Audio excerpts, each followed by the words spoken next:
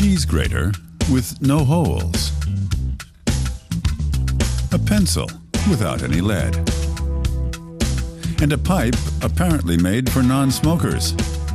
Everyday objects with one thing in common. They're flawed.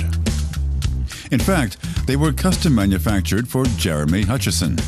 The built-in errors serve to strip the items of their function. It all has to do with his definition of true luxury. Ultimately, the end game of luxury is obsolescence. If you have a Rolex and it still ticks, or if you have a Mont Blanc pen and it still writes, then it's just a tool, like a gardener's spade.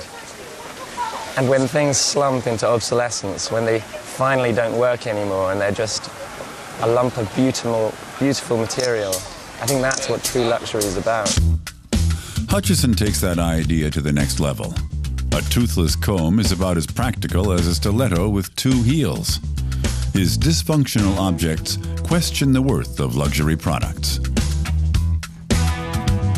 I wonder if you buy a Gucci handbag, if you buy it for its function, or really for what it communicates in a system of values, in an entire chain of other objects. It becomes an index of your wealth. It shows that you have a certain social standing. By removing the function of objects, I've simply extended something that's already happening.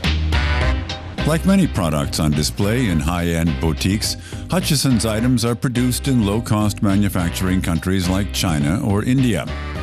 He contacted 5,000 factories around the world and asked them to produce a flawed version of the item they produce. Many firms were confused or assumed the whole thing was a joke. That correspondence is also part of his art project. But he did manage to get 21 companies on board who duly manufactured special, function-free editions of a certain product. It took an awful lot of work. Almost no factory understood what I was talking about to begin with.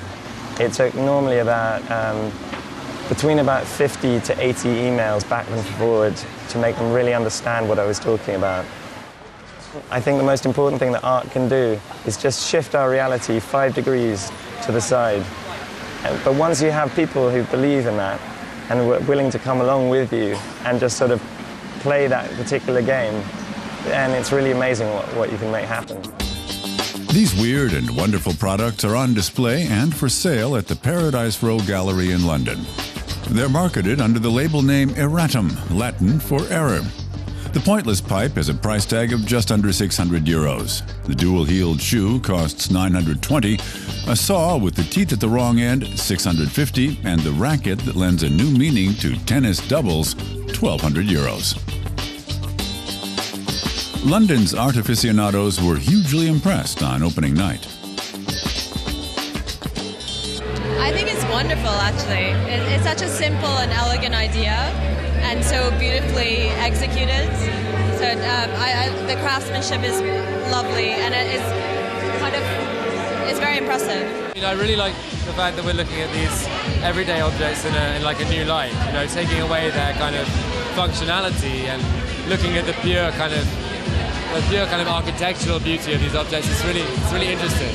My favourite ones are the ones that take you a little moment to realise what's quite wrong with them. And there's a beautiful trumpet over there that I'm sure you've seen already. The glasses I especially like because they're almost perfect, really. And it's the minor flaws that I think are the most poignant. Hutchison graduated from art school just last year, and the 33-year-old's career is off to a sensational start.